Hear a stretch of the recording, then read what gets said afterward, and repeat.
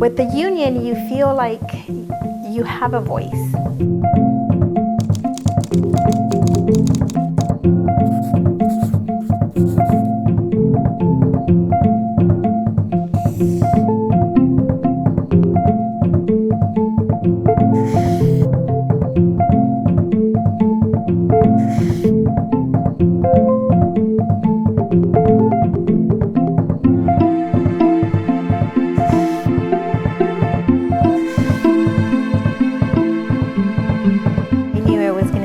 Job.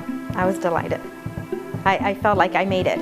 Like, okay, this is where I can retire, and I can have benefits. My kids can have health care, and so I felt fortunate that I was able to get a union job.